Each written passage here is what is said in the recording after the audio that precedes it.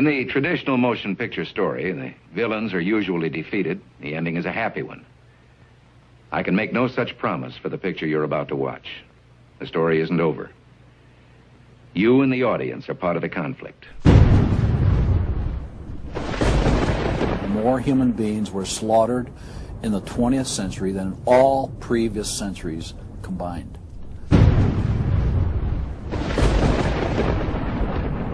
We're talking a congressional record, 135 million dead.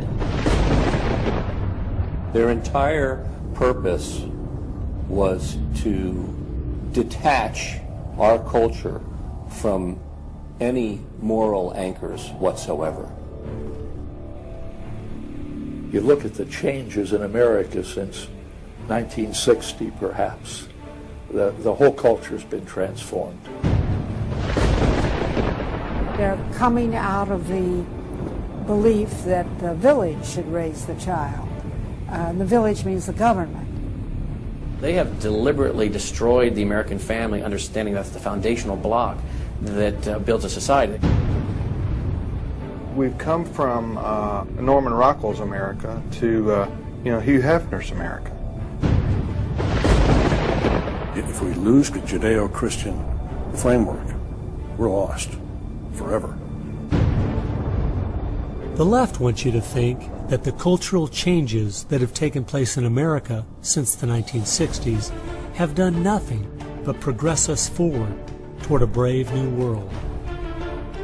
They look at what holds society together, they understand it, but they don't want that. They want change, and they will subvert and rot every good and decent thing we believe in, because they have a vision for a new society, and that must mean the replacement of the old society.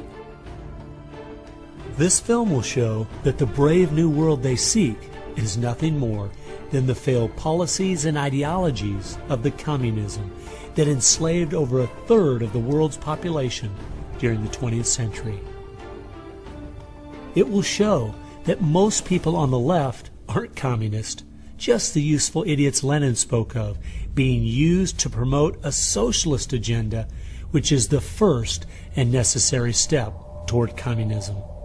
They basically try to say that the state itself is ultimate, that there's nothing, no law higher than the state, and if there's no law higher than the state, there's no appeal against it. History has proven beyond any doubt that the free enterprise that freedom produces provides more for anyone willing to work than any other system. So why would the left still be pushing their socialist agenda on us? I mean, it's really just microwave communism. There's only two possibilities. They're either ignorant or they're evil.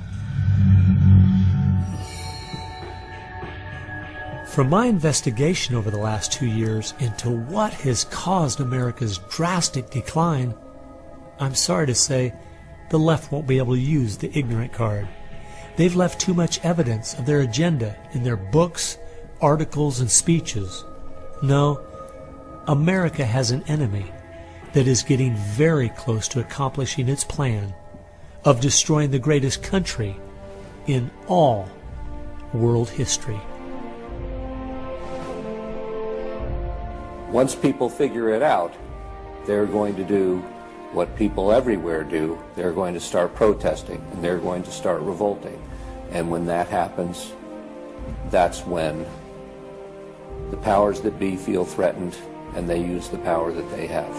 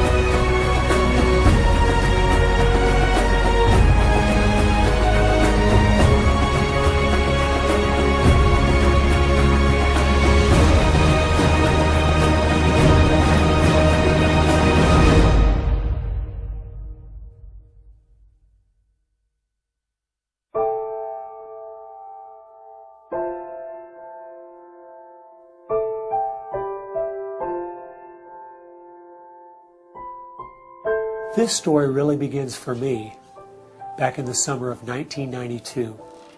I got a phone call from an older gentleman I knew who was a writer, and he asked me if I'd go attend a meeting for him at the University of California, Berkeley. He told me that the Communist Party USA had recently split over differences of how to best take America down.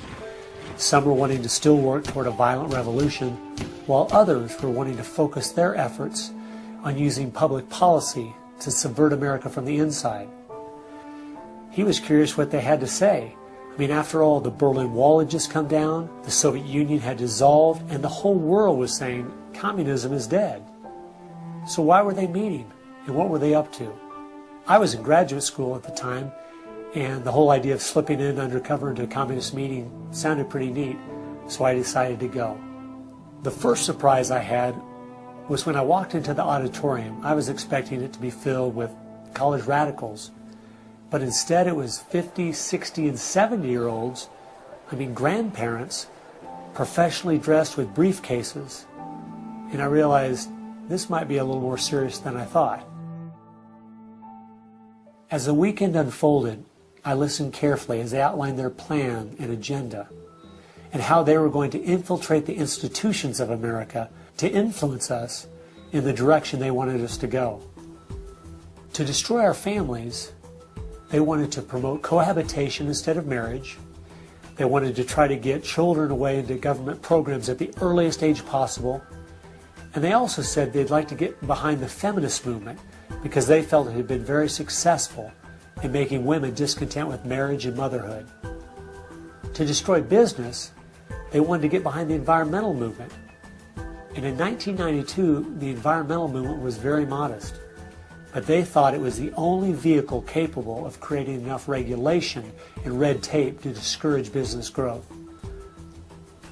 And finally, to destroy our culture of religion and morality, they said, if we can get Americans to accept homosexuality, they thought it would begin to extinguish our traditional moral values Americans held. I remember thinking at the time, this plan doesn't seem very realistic. It's not something I'll need to worry about in my lifetime. It was 15 years later, I was appointed by the governor to be a state representative in the legislature. I'd only lived in my district for 2 years, so I thought it'd be a good idea if I wrote a monthly letter to the editor. Each month I wrote on a different topic. In January 2008, as I was contemplating what to write my letter on, I thought back to the meeting in 1992, and I thought of the goals they'd outlined and where America was today, and I couldn't believe how successful they had been. Our families were totally disintegrating. The environmental movement had become the most powerful force for destroying our free markets, and hate crimes legislation was being considered in Washington, D.C. that made it a crime to even say anything against the homosexual movement. I realized people needed to know what was going on. After I wrote this letter, within days, people were protesting at the Capitol. It was a feature story on the evening news. Controversial comments have state legislators buzzing tonight. After a freshman lawmaker alleges the communist agenda has infiltrated mainstream America. It's the big story, live at 6. And over 40 letters to the editor had been printed in response to what I'd said.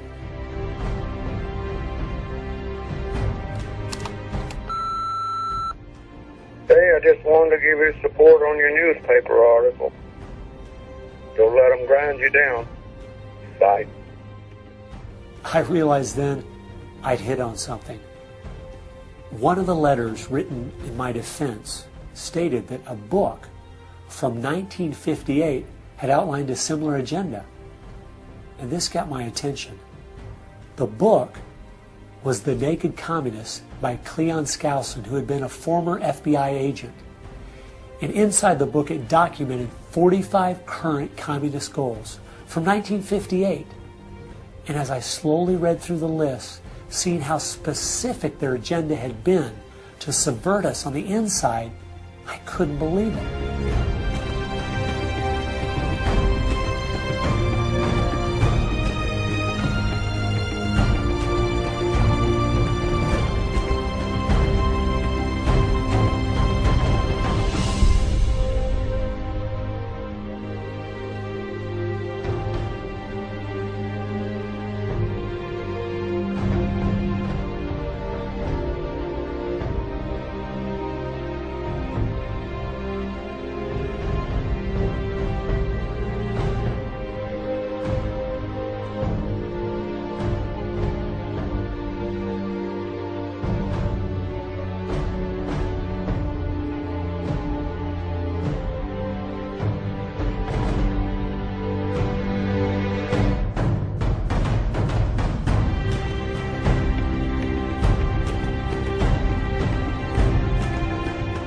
They'd accomplished almost every single one of them, and nobody seemed to be noticing. For at least the last 50 years, they'd been working actively behind the scenes, in the shadows, trying to move our people and our culture in a direction that was designed to destroy us.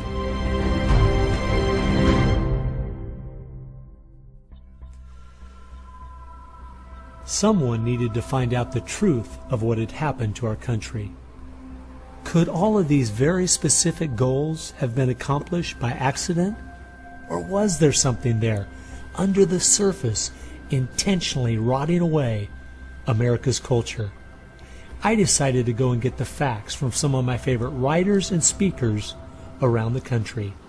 These are a few of the questions I asked them.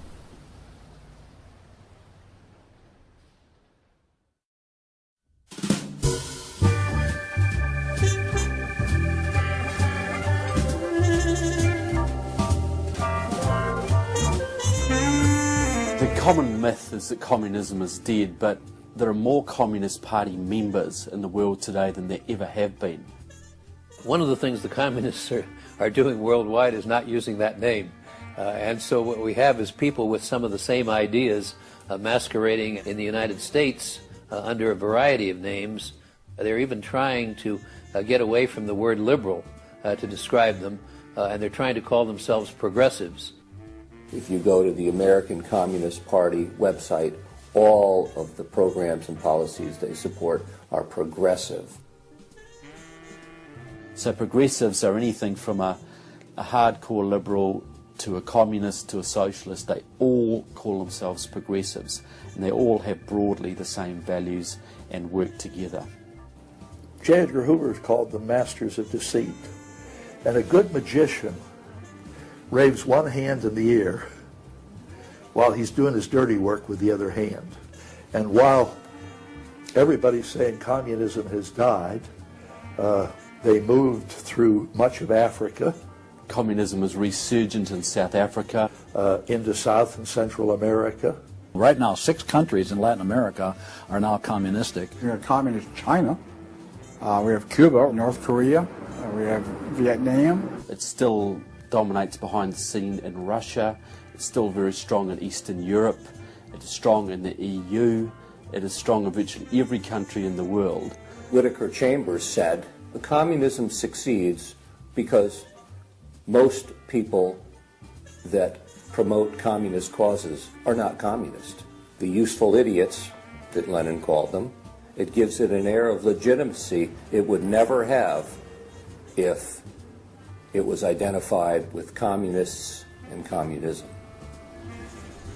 So why has it been so easy for them to get people on the left who aren't communists to push forward their agenda?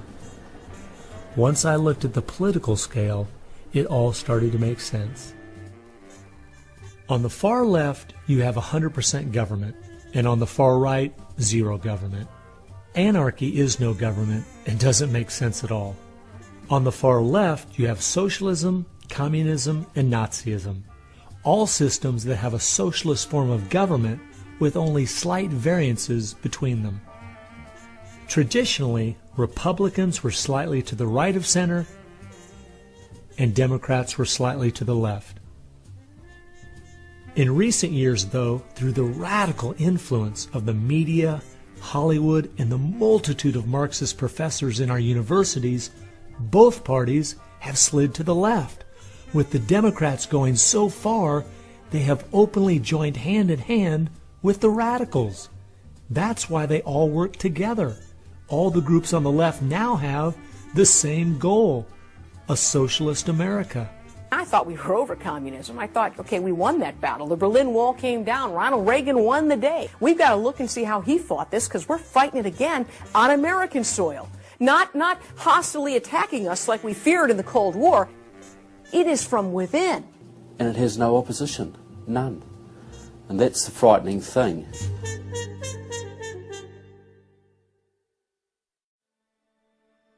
I think it's pretty clear to see communism isn't dead. They now disguise it by calling it different names, but the ideas behind it are alive and well. Almost 1.5 billion people still live in openly communistic countries. But unfortunately, most of us in America who are under the age of 50 have no idea what communism means to the people who live under it. So my next question was, what's so bad about communism? Communism is so evil. It's a completely tyrannical system. The whole history of communism is one of mass murder. Tens of millions of people brutally murdered by the communists. The mass murder of more people in times of peace in all the wars of history combined. Each of those countries where they have taken control, millions have been murdered. When you're asking for what is the legacy of Marxism, it is the greatest killing machine in all of human history. We're talking a congressional record, 135 million dead due to communism. I think the real number is probably, when you add in abortions, over 500 million. The rulers lived rather well, and at the same time you had all kinds of people who were enslaved, put in prison, oppressed, so you had really the opposite of what they claimed was going to be the result of their revolutionary activities. You would think that if the 20th century was the most murderous of centuries, everyone would say, let's find out why. And the truth is, you can't even ask the question. It is verboten to ask the question because the ideas that brought about that mass murder are still being taught in our public schools today. I think one of the reasons this has happened is because there's so much confusion surrounding the word communism. Technically speaking, communism is simply the final phase and goal of socialism. And socialism is best described by two words: big government. Government controls almost everything, and they use this power to take things by force from one person and give it to another. The liberals in America sincerely believe that this isn't evil at all. It is what will finally make things fair and just. There's only one problem that pulls some of us away from this wonderful utopian vision: history. From history we see that whether it was Hitler's National Socialism or Stalin's Soviet Socialism, socialism by whatever name and in all its forms is the ultimate evil. Sooner or later, it destroys everything in its path: law, morality, family, prosperity, productivity, education, incentive, and finally life itself. The problem with socialism is that it creates the conditions for a Stalin or a Hitler to come to power.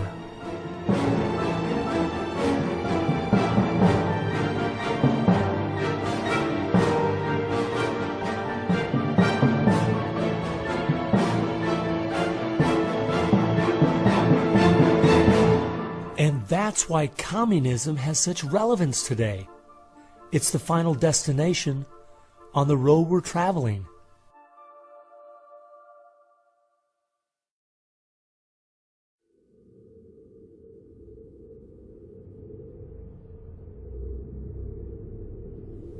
Friedrich Nietzsche tried to convince the world that God was dead. Charles Darwin tried to prove that humans are simply part of the animal kingdom.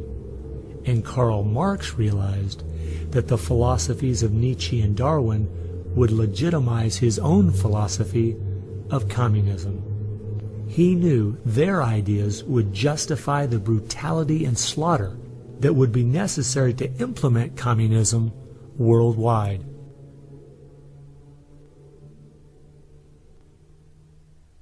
It was in March of 1883, Karl Marx, the father of modern-day communism, died. The assumption that communism would die with him was a logical one, since only 9 people attended his funeral. In October of that same year in London, England, a group was forming called the Fabian Socialist Society. The Fabian Socialists decided that they were going to socialize the world incrementally. They called it socialism by evolution instead of Marxist socialism by revolution. It always worked in tandem with the communists. Some Fabians were also communists. There was a bit of interchange of membership. The Fabian socialists are slowly but surely bringing about the socialization of the world. Europe is pretty well done. They are now working in Latin America. Latin America is not just socialistic in many countries. They're all already Marxist. You have hardcore Marxists in Venezuela, in Nicaragua. El Salvador just went communistic, and of course Fidel is sitting right there laughing at this whole thing. And we haven't even figured this thing out yet. We don't even know there's a red plague coming up to meet us. We think that we're just going to watch the cartoons on Saturday morning and everything will be fine. They had a lot to do with bad stuff happening. There are two things I found that gave me a good idea where the Fabians were really coming from. First of all, their symbol was a wolf in sheep's clothing. And secondly, George Bernard Shaw, who was a leader in the Fabians for almost 50 years, said, quote, "I am a communist, but not a member of the Communist Party. Stalin is a first-rate Fabian. I am one of the founders of Fabianism, and as such, very friendly to Russia," unquote. Fabians eventually begat the Students for a Democratic Society, which begat the Weather Underground, which begat basically the social changes that have happened in America in the last 40 years. Many of the SDS members from the 1960s still have an incredible influence on the direction our country is heading. One is the Reverend Jim Wallace, who was president of SDS when he was a student at Michigan State University. And yet today, he is the spiritual advisor to the President of the United States. They've been friends for many years. They go back to Chicago and the Chicago politics crowd. And during the Vietnam War, he was rooting for the Viet Cong to beat the United States Army. And when they did, he just couldn't believe it. He said it was one of the happiest days in his life. And another leader in the Students for a Democratic Society and founder of the Weather Underground is William Ayers, who has been a longtime friend and neighbor of President Obama. It came out in 2009 that Obama's book, Dreams from My Father, was even written by Ayers. So the influence from the Fabian Socialist Society goes right into the White House.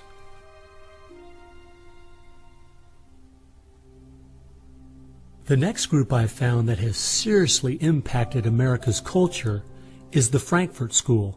The Frankfurt School was a sort of an outpost in America of European socialism. Willy Munzenberg, with a few other Bolsheviks, founded the Frankfurt School. The two leading members are Herbert Marcuse and Franz Neumann. Franz Neumann was, in fact, a Soviet agent. Their entire purpose was to stand the entire educational system of the West, and the United States in particular, on its head. Bertrand Russell, who worked with the Frankfurt School, said, "By using psychological techniques to teach the children, we will be able to produce, quote, an unshakable conviction that snow is black," unquote. They established a school here. With the help of John Dewey. He helps bring these German intellectuals to America in 1933, drop them down at Princeton, Berkeley, Brandeis, to go after education and media. Included in those goals were the teaching of homosexuality and sexuality to children, the promotion of excessive drinking, and destruction of religion in the United States. That was a big one. And they basically started the social rot. Willy Munzenberg said, "We are going to make the West so corrupt it stinks." I love spending time with my family, July 4th, baseball, and apple pie, and my mind can't even comprehend that there were groups of intellectuals back in the 1930s plotting and planning how they could make America so corrupt it stinks. There are certain lines and certain limits, and the left has always pushed it as hard as they can, as far as they can, and will protect any pornographer, any deviant, any negative cultural form they can find, basically to degrade the culture. And that goes right along with the feminism of today, which was part of the Frankfurt School's desire to destroy a patriarchal society for a matriarchal society. In other words, remove the father as the loving provider, discipliner, discipler, leader of his home, where you instill virtues and integrity and modesty. That's been broken down on purpose because they knew if they could destroy the family, they could destroy a nation. And instead of having a father who leads and disciples and protects the home and provides for the family, the government steps in as a nanny state. The Frankfurt School developed the concept of cultural Marxism. Penetrate the culture, take it over, and then everything else will follow. And of course they did that, and today we've had a complete cultural revolution. As many people in America are familiar with the phrase "make love, not war," that actually came from Herbert Marcuse, who was with the Frankfurt School. So these guys went after education, they went for media, and they've been very successful in changing the entire worldview of Americans through what they call political correctness, but it's really cultural Marxism, with the goal being to destroy Christianity, then create chaos, and then move to their ultimate goal, which is from cultural Marxism to traditional Marxism, which is socialism. Most of the strategy to remake America from within started with Antonio Gramsci, who wrote over 2,000 pages back in the 1930s outlining how to take a Judeo-Christian culture down from the inside. The plan he suggested has been the main focus of the left ever since. Antonio Gramsci was a neo-Marxist philosopher. Antonio Gramsci was an Italian communist. Antonio Gramsci is probably the biggest troublemaker in the world. He's probably got more responsibility for our social ills than anybody else on the planet. He knew of the importance of undermining the morals in the character of this country. Because America had a strong Christian heritage, you had to attack the culture. You had to change the culture. Even to pornography, into areas that most people normally wouldn't accept. He said that we're going to destroy the West by destroying its culture. We're going to infiltrate and we're going to turn their music, their art, and their literature against them. That means that you penetrate the universities, you write the books, the novels, the poetry, the music, the book reviews. And once you control the culture, then you can sort of shape the thought of rising generations. He differed with Marx. Instead of, for example, destroying the church and the other basic institutions, he said infiltrate them and use them to change the culture. What Gramsci had to say was that this is the way that government is perpetuated and society is perpetuated is through these churches, because they set the standards, they set the framework of the way people live, of rules, how families should be structured. He didn't want a revolution on the streets that would be overturned by the police the next day. He wanted to change society over the long term so that we'd have a revolution without us even realizing it, basically. And the communists have been very effective in promoting their ideology in Hollywood, in the mass media. And I think he was quite right. I think that's exactly what has happened. I think that's where it's worked. I think it's working in a way now. And that's where a lot of these people come from. And that's been the big success story of communism in the last 50 years. It's the professors, it's the educationalists, it's the journalists. They are the shock troops, the Gramscian shock troops of the future.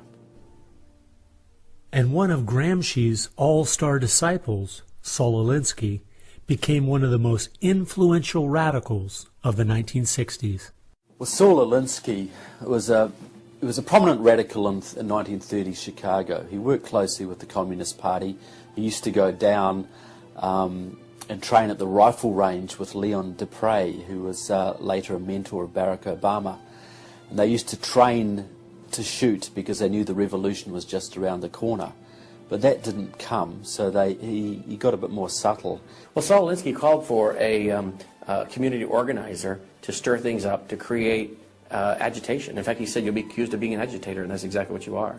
He wanted the haves and have-nots fighting with each other. It wasn't until I was watching an old film from World War II that I realized what the left has been doing in America to pit the poor against the rich, blacks against whites, and the young against the old, is the same tactic Hitler used to disunify Germany. You see, they knew that they were not strong enough to conquer a unified country. So they split Germany into small groups. They used prejudice as a practical weapon to cripple the nation. Remember that when you hear this kind of talk. Somebody's going to get something out of it, and it isn't going to be you.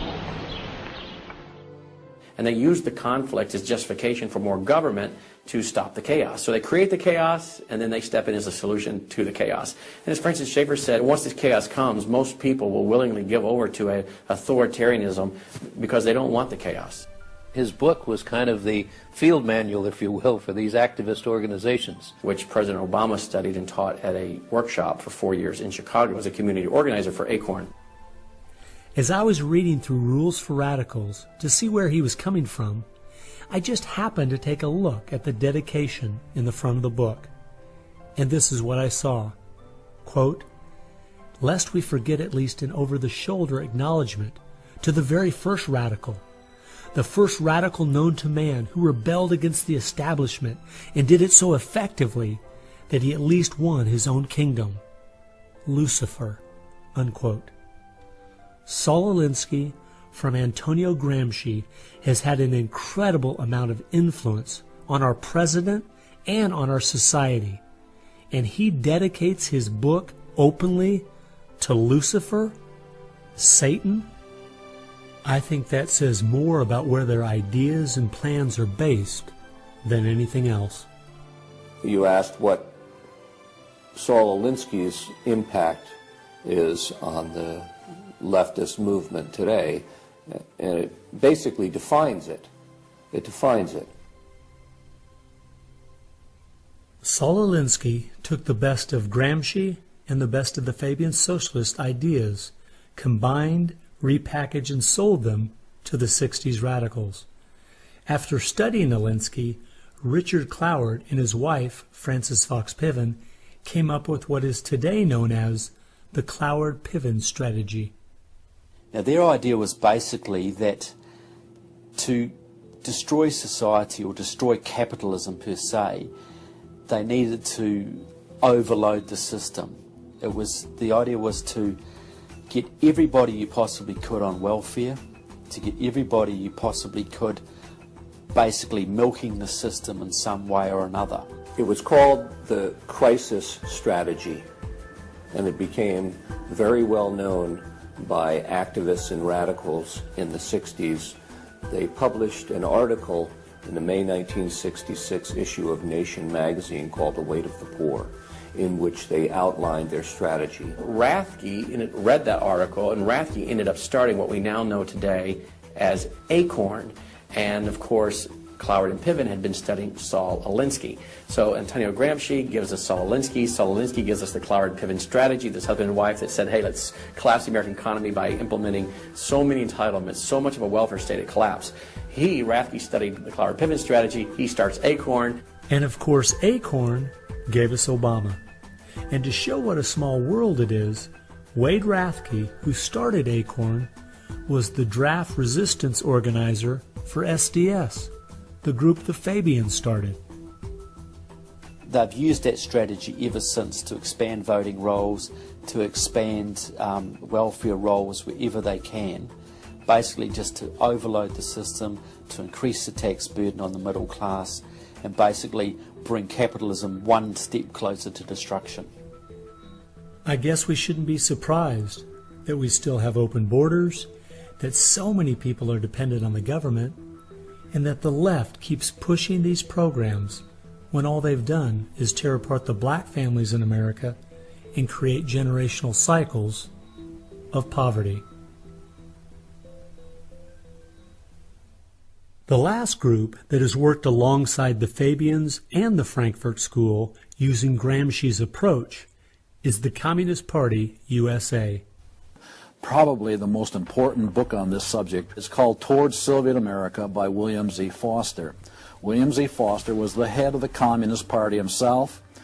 He ran for the President of the United States in 1932, but in the book Towards Soviet America, he literally lays out chapter by chapter by chapter what is entailed to bring about a USSA, not just a USSR.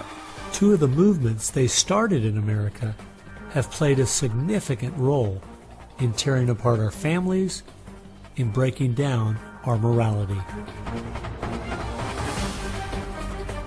Betty Friedan is credited with really starting the feminist movement in this country. The purpose really was to attack full-time homemakers, to get them out of the home, to make them think they live dreary lives, to make women feel they are victims. It's the science of victimology. And that is so unfortunate, because the American woman is the most fortunate class of people who ever lived on the face of the earth. And to try to tell them that they are victims of an oppressive, unjust patriarchy is just a grievous lie. But unfortunately, they are teaching young women that and have been doing it for many years. While Betty Friedan was pushing her book, Feminine Mystique, she implied that she was coming from the point of being a frustrated housewife herself and just wanted to be a help to other women. But later in the 1990s it came out she was in fact a radical propagandist for the Communist Party and a staunch supporter of Stalin.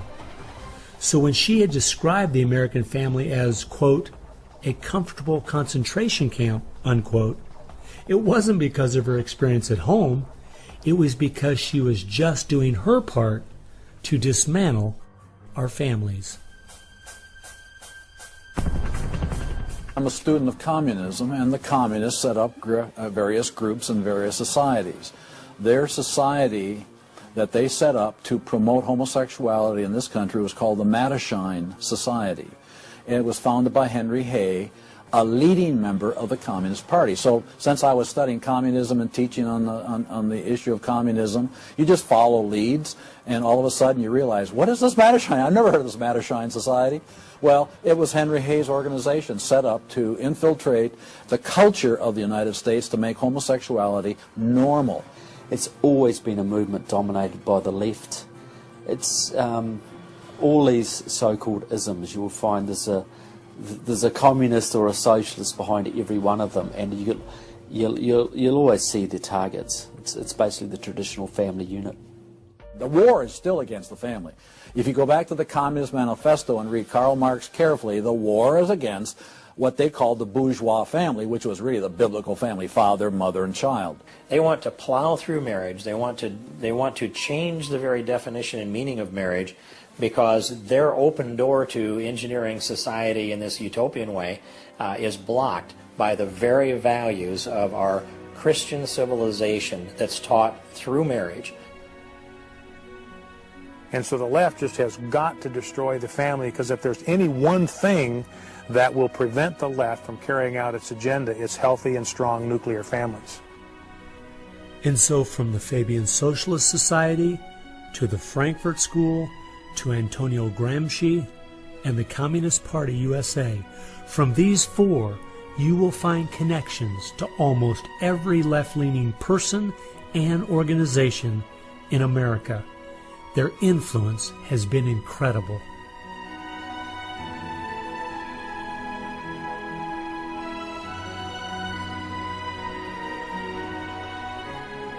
It was in the 1960s all the groups on the left seemed to realize Antonio Gramsci was right. In a Judeo-Christian society, you will never be able to persuade people to rise up in a Marxist revolution and start killing each other off. The only way to take the culture down is through penetrating the institutions of influence to change the people from within.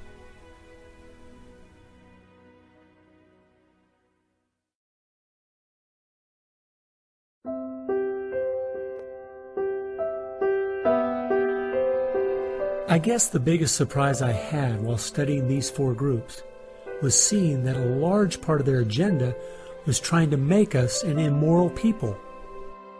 The communists knew in the 1930s and since that time, and the leftists know today, that if you can break down the cultural traditions, the basic rules of morality, then it's much easier to move people in different directions that are counter to the good of society. They recognize that it's all part of the same fabric. Their ideologies all work together to break down families, to break down the sanctity of human life, the value of human life, to break down the idea that there is a God that we are accountable to. They essentially are validating the Judeo-Christian worldview by the very things they attack. Because in their effort to destroy our culture, they know that they have to go after the very things that the Judeo-Christian tradition honors and values. Morality, belief in God, faith, the importance of family, the sanctity of life, the sanctity of marriage. It's amazing our enemies could see our morality was our greatest strength. And yet so many Americans don't seem to get it. Morality is simply having the character to do what you should do instead of what you have the freedom to do. And that's the only way freedom works. A people cannot be given freedom without morality, or they will self-destruct. And that's what we see happening in America today. The bottom line is freedom and free enterprise are simply fruit on the tree of morality. Our founding fathers clearly understood this principle, and so do our enemies.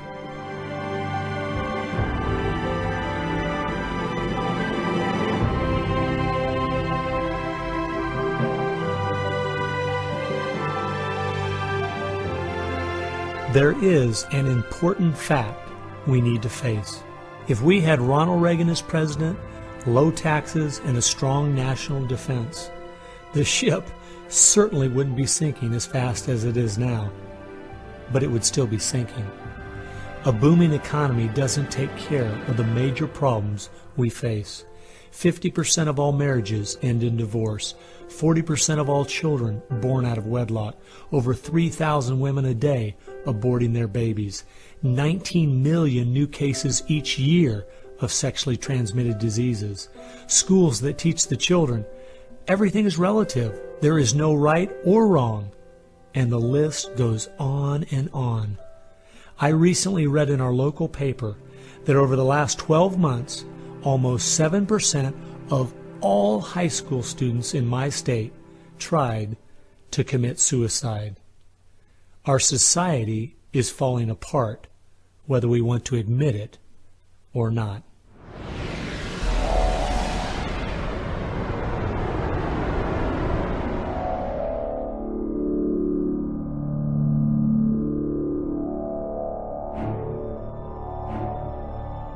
Karl Marx had the insight to see that dethroning God and destroying capitalism went hand in hand.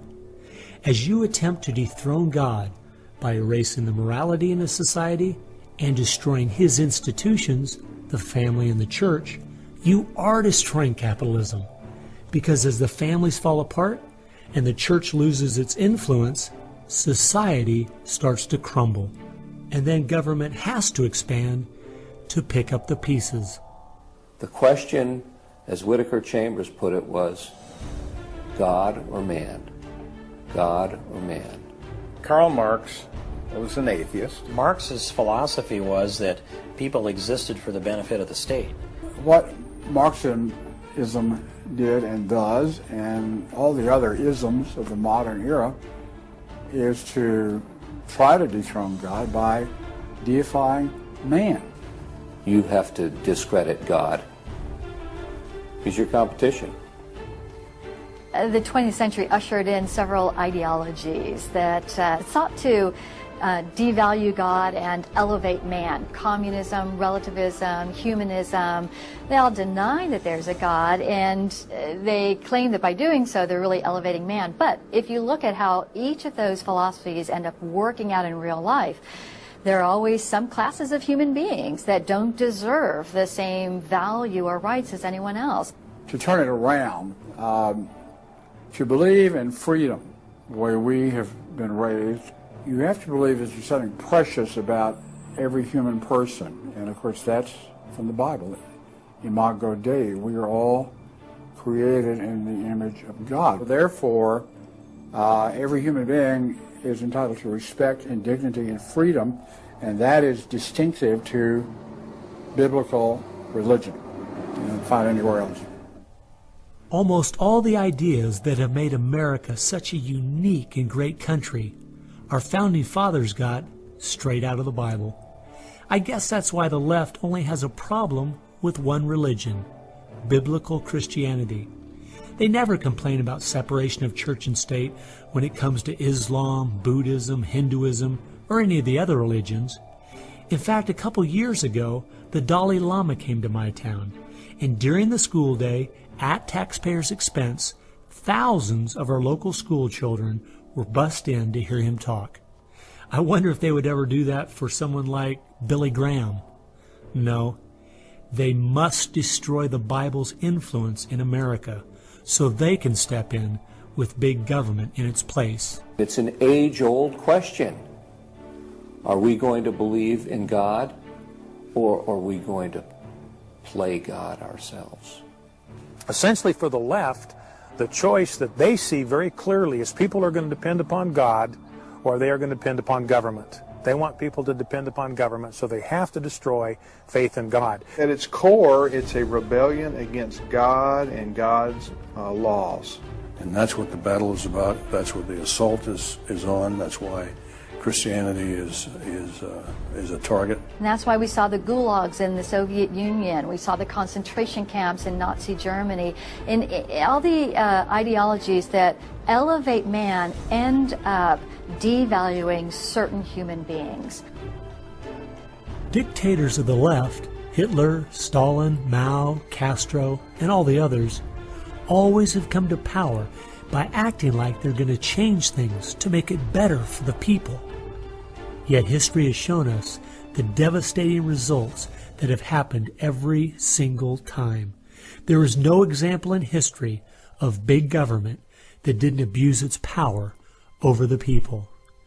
But people who have believed in the God of the Bible and that our rights are a gift from Him to everyone have always stood up for the preciousness of every human life.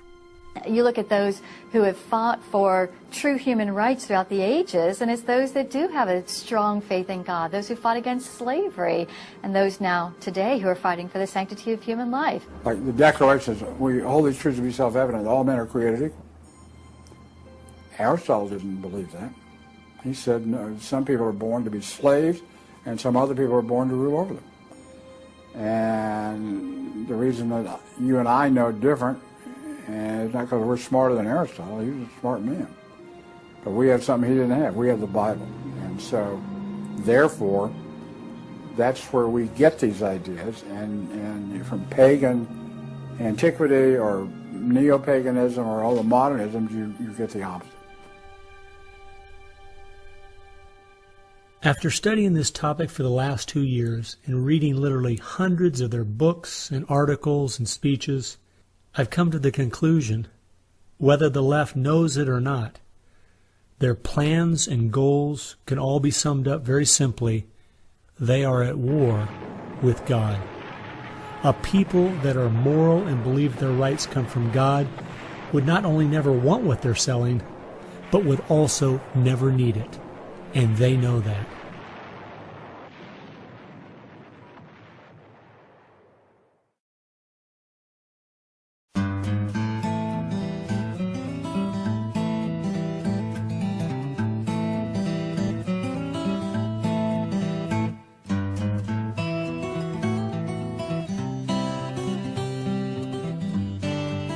It's obvious if you're trying to subvert a country, you want to control the news. You want to control public opinion. And a lot of people realize, well, there's a biased media, and most people know that. Even the Washington Post admitted it. Yeah, we were biased for Obama, so what? And when you enter into the equation, so what?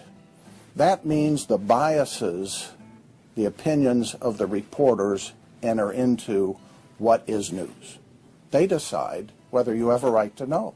And it's no longer a bias. They turn from just political bias to activism. They go to the places that influence, or I should say, where they can have leverage. Generations of journalists have been trained to interpret events, interpret the news, not report the facts, interpret the news. They do not deal in facts because facts aren't effective for them. They have very few facts on their side. They've gone into and penetrated these major areas to where they can influence it in the direction they want to go. We've seen a massive shift away from old-fashioned objective news reporting to what he called interpretive reporting, what others call advocacy journalism. And it's advocacy for a cause. And as a result, we have a news media in the United States that is extremely liberal at the present time. Which was a major, major goal, to control not merely the newsprint, but the television media and Hollywood. Stalin said himself, if I could control Hollywood, I could rule the world.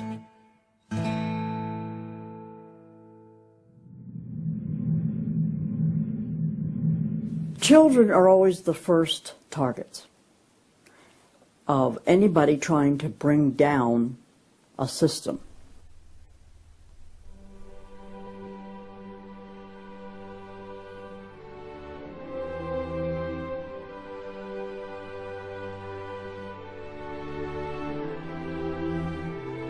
John Dewey is believed to be the most influential man in the whole area of public education.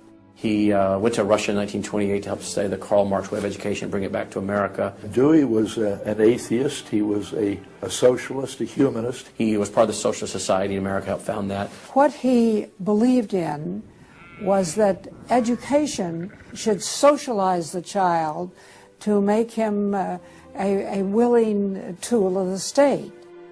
It might be surprising to some that the man who is still idolized as the father of public education in America is the very man who did everything in his power to dumb down our children so that they would willingly accept his vision of a socialist America.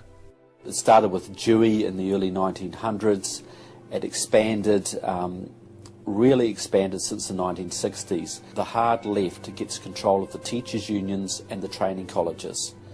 If you've got those two institutions, you can pretty much dictate all educational policy. The people who were demonstrating against our country and against our government in the 1960s have now become tenured professors in the universities. So they're the ones who are writing the textbooks, teaching the teachers, running the teachers' colleges. And it's self-perpetuating, because once you have the universities, then you train more cadres and more and more and more. And they discovered that they could do more to remake our country by going into the schools than they could by throwing bombs. I believe the average patriotic American underestimates the importance and influence education has on their children.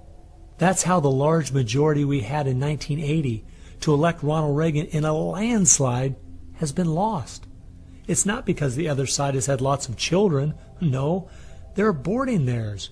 But instead they are capturing ours through the propaganda they teach them, 7 hours a day for 13 years, and even longer if they attend college. We are losing most of our children to the other side because of the anti-American, anti-God, and anti-free enterprise rhetoric they are filled with in the government schools. Government schools are not teaching basic reasoning processes. They're not teaching logic. They're not teaching actual data of history and science and mathematics. And if your education is rather limited, then you're inclined to believe that government can be the solution to your problems. When you look at the desks in the schoolroom, you'll find 4 together, or maybe a table, they sit around a table. Independent desks are very rare in most classrooms because they don't want to promote the self-sufficiency, independence mindset. You go back to William Z. Foster in his book, Towards Soviet America, you will see how he has a whole chapter there on how we have to supplant education in this country and ultimately force every student to attend public school. That's the other thing. I hope the homeschoolers catch on to this. The homeschoolers and the Christian day school movement are going to have some very rough times ahead of them because the public school crowd cannot afford to have any competition. And they're being given plenty of competition by the homeschoolers right now. You see the effects of that lowered educational standards. There's no more studying of the classics or studying of the civics or you know, how the US Constitution was formed. It's all progressive education. It's all based on the identity politics, the isms, the current trendy isms, environmentalism, racism. They're training them for the collective, and a collective mindset and a dependency mindset. And it seems that they, again, want to have people be uneducated, so then they do become wards of the state. They're dependent on the government to provide everything for them. It's under 10% of kids believe that there is an absolute right and an absolute wrong. And why are we surprised? We've sent our kids into this government system that indoctrinates them, that teaches them about tolerance and diversity and multiculturalism, and not about reading, writing, and arithmetic, not about what our founding fathers had to say. It's consequences. Few would argue that the education the children are receiving in the public schools is pathetic at best. But with the amount of tax dollars we spend each year, over twice as much as it would cost to send the students to private school, why do we allow this to continue? The group that my investigation led me to, that seems dedicated to making sure the children don't get a good education, was a real shocker. The schools are pretty much controlled by the Teachers Union, the National Education Association. If you look at their platform and goals, you would think they were a socialist or almost communistic organization. They are for the entire feminist agenda, starting with abortion on demand, tax-funded abortions. They're for the whole gay rights agenda. They're for the whole globalism agenda. They are extremely anti-parent. It is an effort to get the children to abandon the values of their parents. National Education Association has no patience, tolerance, or use for traditional teachers. They're looking for people who want to be agents of change. They want to throw out all the lessons of history. And really it's an attempt to then impose their own views and ideas onto people, get them to act as activists. If you control those institutions, then you can control everything else. It's all public schools, all for their jobs, and they have gotten behind all of the radical kinds of curriculum that's being introduced. They're for it 100%. They've had a tremendous effect on public education. It's not positive. We also see immorality being promoted through our schools. The kind of sex ed curriculum that is being used and paid for with our tax dollars would shock most parents. I think one of the main problems we face is parents naively thinking that the schools are the same today as they were when they were young. They don't realize there is a battle going on in this country for the hearts and minds of our children. The game is between 15 and 25 years of age. That's the whole game. If you're over 25, the chances are they're going to put a few pennies towards you to corrupt you. But their game right now is to corrupt the 15 to 25-year-olds or less. And right now they're down in the first grade with Heather has two mommies, Daddy's roommate, gay pride parade, and now by 8th grade they'll pass out condoms in school colors because that's so patriotic. And it's perfectly obvious that you get a hold of the child early, you can change his values away from his parents' values and get him to follow you. And they're very open about saying that. The National Education Association has passed resolutions saying they want children from birth. Isn't that interesting? The Communist Manifesto also thought the state should take control of children at birth.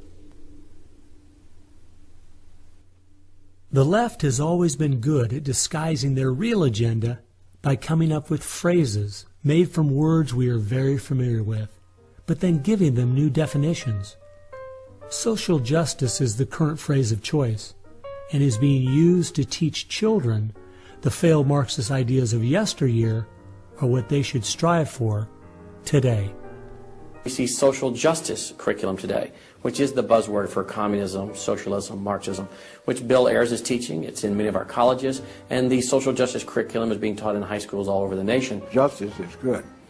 If you then start calling it something blank justice, then you're modifying it. And what it really means is, I think, taking from one group of people and giving to another group. So I would call it socialisms. and it's used to break down the differences between the way things are done and the way it should be done. So when they're teaching social justice in the schools, they're not talking about free enterprise and capitalism and individual self-responsibility, all the things that made America great. They're talking about the things that made Europe and the Soviet Union and China so bad.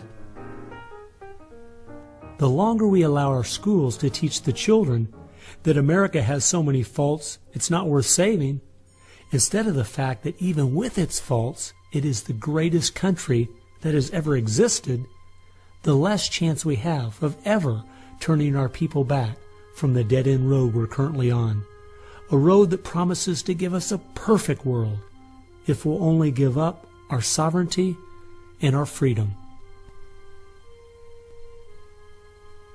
You're going to find more and more of the following. This is now called a world pledge. We no longer want the Pledge of Allegiance to the flag of the United States of America because that is considered nationalistic, and of course the socialists, communists, and the Marxists and the extreme left wing in the country want nothing to do with it. I pledge allegiance to the world, to care for earth, sea, and air, to honor every living thing with peace and justice everywhere.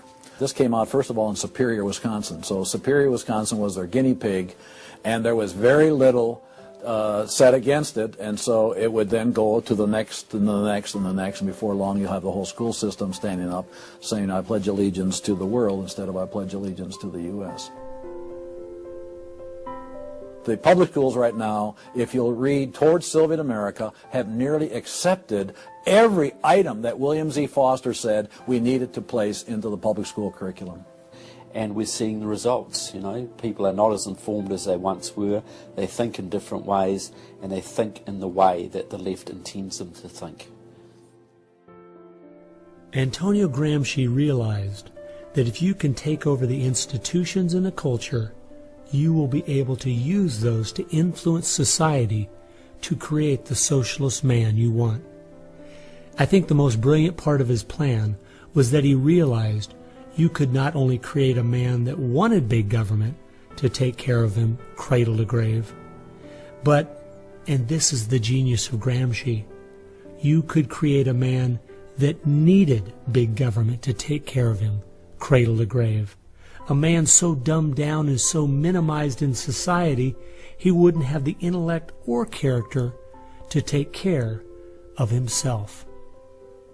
The reason this is so deadly for America is that once we have a certain percentage of the population in that category, our limited constitutional form of government is no longer possible because too many people won't be able to exist in that framework. We are approaching that tipping point rapidly.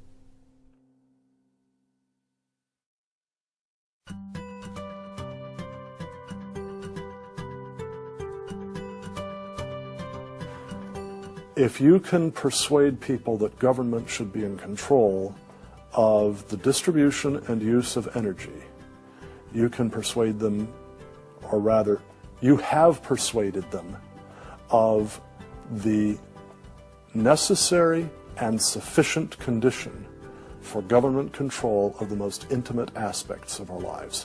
One of the main thrusts of socialism these days is obviously through the environmental movement. You know, one hates to pick on Al Gore too quickly and easily, but I read the whole of his book, Earth in the Balance, Ecology and the Human Spirit, back in 1992 when it was first published. And if you know anything about the history of political philosophy, you read the last chapter in that called A Global Marshall Plan, and you understand that there is no way to implement what Al Gore was calling for in 1992 in that book except by means of totalitarian world government. Patrick Moore, who was a co-founder of Greenpeace, and he was a very dedicated environmentalist, quit Greenpeace when he realized that it had been captured by radical leftists who were intent on using the environmental movement as a vehicle to destroy capitalism. How many factories work when there's a power outage? None. You want to hurt business, you want to drive down industrial production, you just drive up the prices of energy, you just diminish its availability, and the easiest way to do that is to make people scared to death of the cheapest forms of energy, which are fossil fuels, oil, coal, natural gas, and nuclear energy. They had already made people afraid of nuclear because of irrational fears of nuclear reactor meltdowns, which were physically impossible anyway. But then they had to figure out a way to make them afraid of fossil fuels. Well, the way to do that was to say they're going to cause catastrophic global warming. So I used to think this was just one great big distraction. If they want to put their energies toward the environment, but now I see that this is now being turned around and used as a tool to further a socialist agenda. Charles Rubin, a political scientist who wrote the book The Green Crusade, has told this story extremely well. Environment comes from a French word meaning surroundings. Well, now, what is surroundings? Everything around you, right? And so, as Rubin points out, environmentalism is literally everythingism.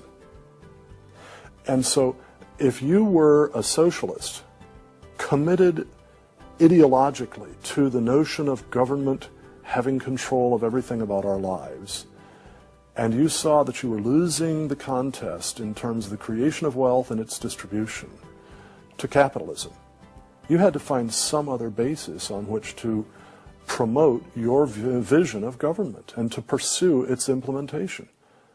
Environmentalism, or everythingism, was the perfect card. In December of 2009, when the ClimateGate scandal broke open and it became public that even the leaders of the movement knew the whole global warming idea was a farce, it wasn't them just having bad data, we as Americans knew once and for all that this movement was simply part of their agenda. It's my guess that regardless of the evidence that comes out against them, they will not let this tool they have waited the last 100 years for go to waste. A tool that gives them the absolute power and control they want, but allows them to get it under the guise of saving the planet.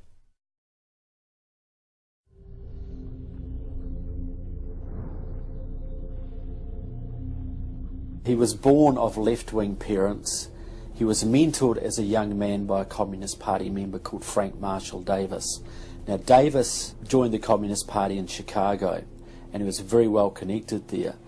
So young Obama eventually wound up in Chicago, and he started working with the very same people that had been working with his friend Frank Marshall Davis. All of his associations have been with people that are way left of center, hardcore left. And he's doing nothing more than what is predictable based upon that background. The nicest word for his agenda is a socialist agenda, and we could go on down the line of the other descriptors of the types of an economy and a society that he's building. It's all the things that Gramsci wanted to use for social change. Yeah, he's the epitome of the movement. If you think there's no way that so few could be so effective, consider this. When the Communist Party USA split in 1992, the group that formed was the Committees of Correspondence, and it was their meeting I attended that summer at Berkeley. As I started researching that group, I saw that many of the same people who started or have worked with the Committees of Correspondence and its sister organizations were the same people who were involved with President Obama's campaign and administration. I found file after file on Trevor Loudon's website documenting with footnotes and photographs these connections.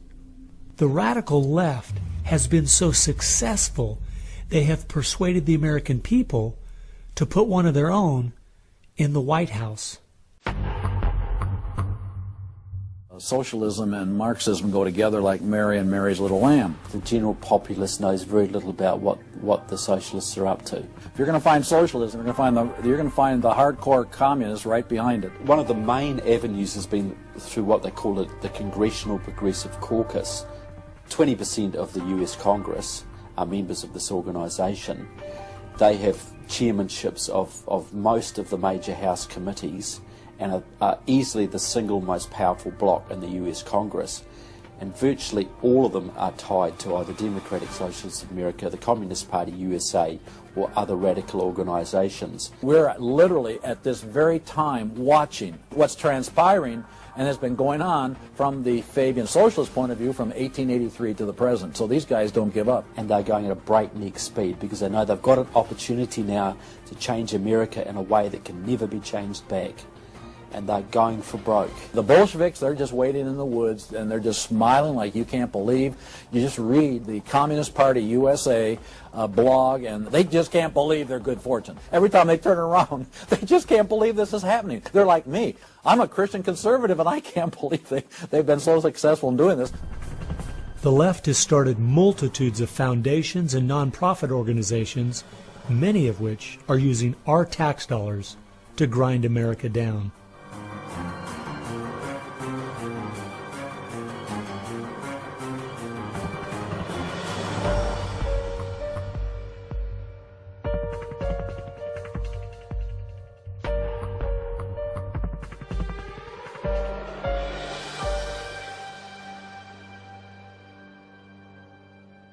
They use all kinds of patriotic words to masquerade an extreme leftist orientation, which, if anything, would enslave the people in the same kinds of things with the same kind of ultimate results as communism had. The communists will let the socialists go so far, and then ultimately the communists really turn on their fellow socialists and they wipe them out too. And their attitude, I think, is really probably pretty close. They figure, look, if these socialists betrayed their own country, the chances are, once we get in power, they'll betray us too. So they'll figure, let's just rub them out right now. And at a given point, you'll see in the history of communism that they've been very effective in rubbing out their fellow socialists who brought about their socialism before the Bolsheviks and the hardcore communists with a capital C took them over. One thing we do really have to recognize is this is a domestic enemy. This is not just people with different ideas. These are not just nice folks who have funny, silly ideas that they will eventually figure out are just not very mature. No, these people are dangerous, dangerous enemies, and they are intent on overthrowing this country and imposing a socialist system that will mean extreme hardship for the vast majority of people in this country. That's true with them constantly seeking to re-engineer society so they reach this level of utopian perfection. Where we, on the other side, we advance the idea that this is about the cause of freedom, and if it hadn't been for Jesus Christ, there never would have been a United States of America, because the inspiration for freedom drove our founding fathers. They were informed by their faith, and I believe guided by the hand of God.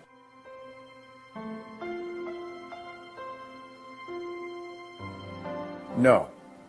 No. Perhaps treacherously close. It is never over until it's over. When the fat lady sings, isn't that the slogan? And when the fat lady sings, it's over. Now, she might be clearing her throat.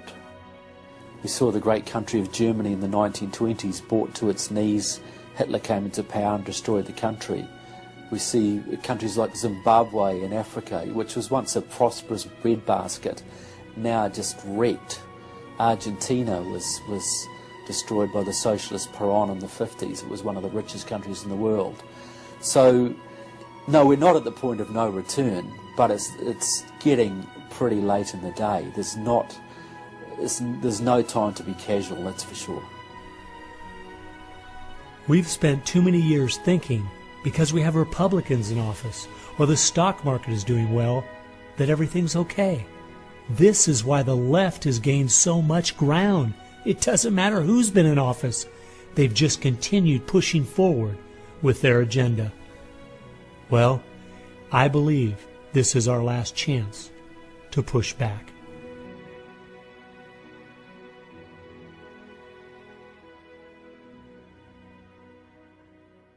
If people are looking for something to do, we have our work cut out for us. I believe one of the things that we can do that will have a profound impact in changing America is praying. Well, as soon as we get off our knees, we need to get on our feet. Become educated about what's going on in the country. Spend time reading, understand their philosophy and their goals. They have to master this documentary. They have to go over it a dozen times. It might be having a monthly movie night with family and friends, watching one of the many great documentaries out there about what is going on in our country. One of the things that I think people in the United States who believe in our country, believe in our values, can do, quite frankly, is stand up for those values, to make their views known. And there's times that you got to speak up, and you've got to call things what they are.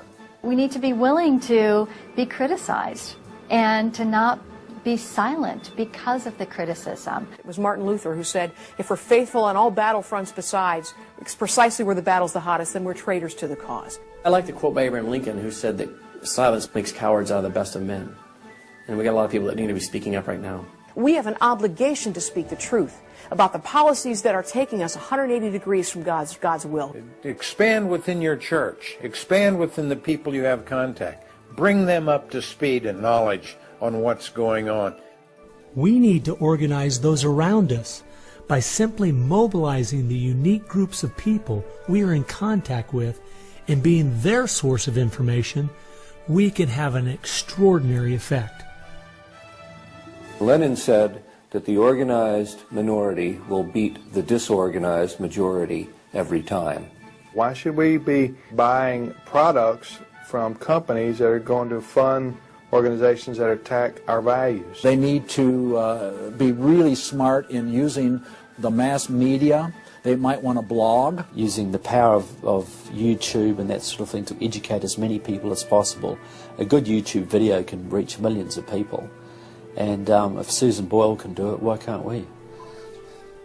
If you do the right kinds of things on YouTube that are creative and do them frequently, you can drive a message through society, influencing millions at almost no cost.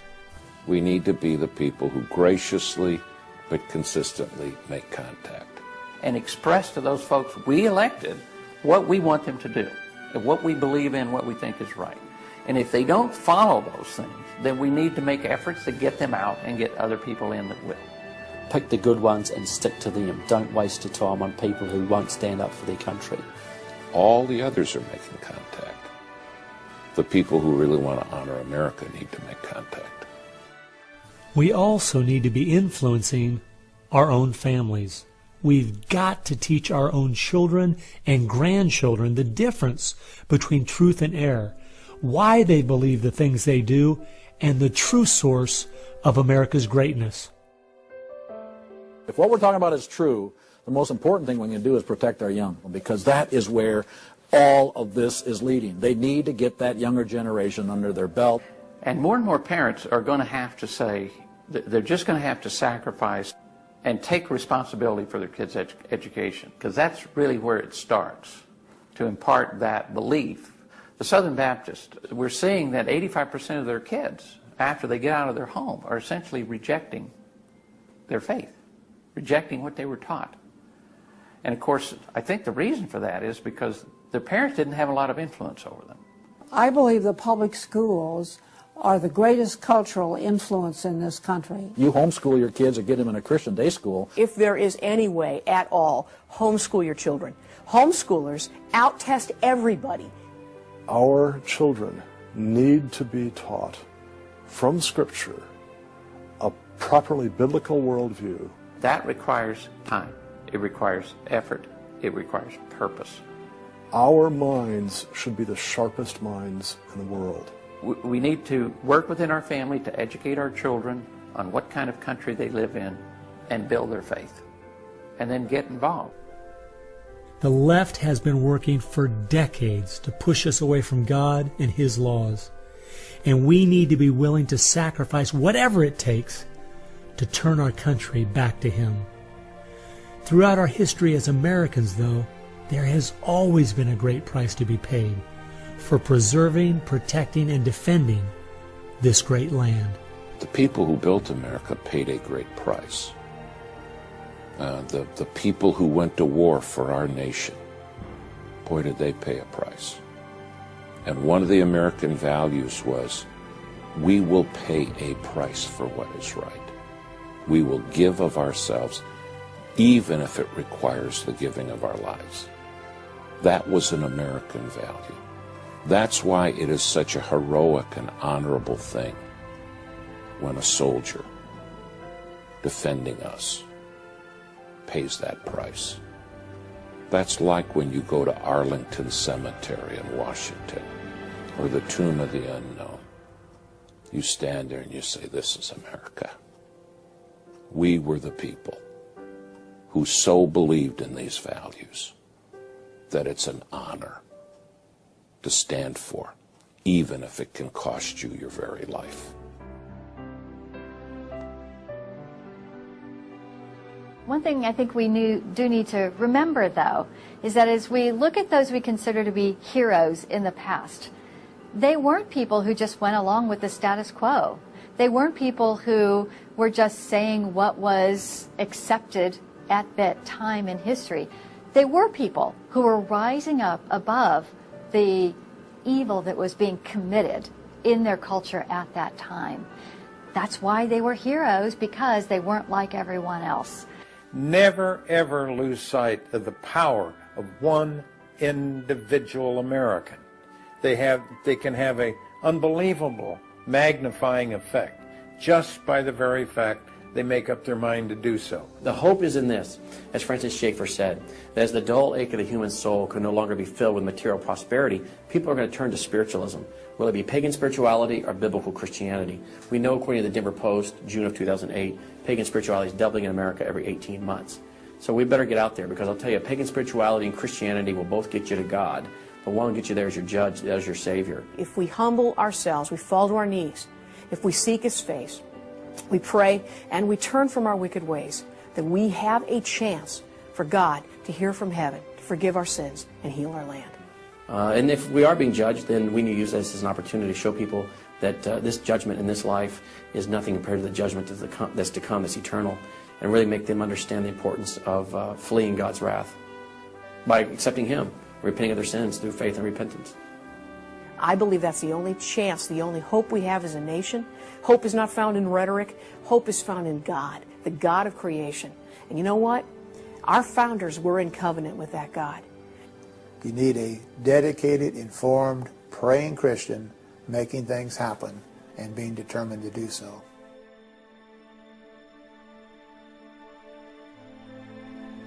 Time has only allowed me to present a fraction of what I found.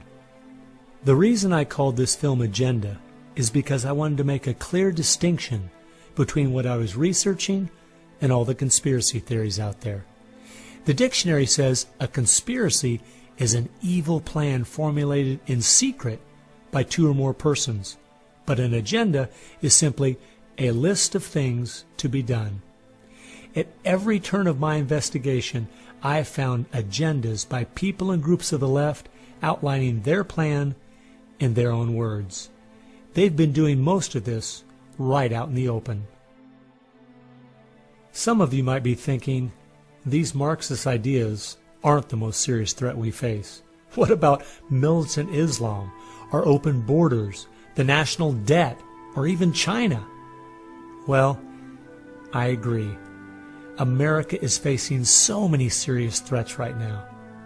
But the reason I believe this is the most dire is because it's destroying us on the inside. Through the political correctness and dumbing down, it's causing us to lose our ability to call evil evil and stand against it. I fear for our country.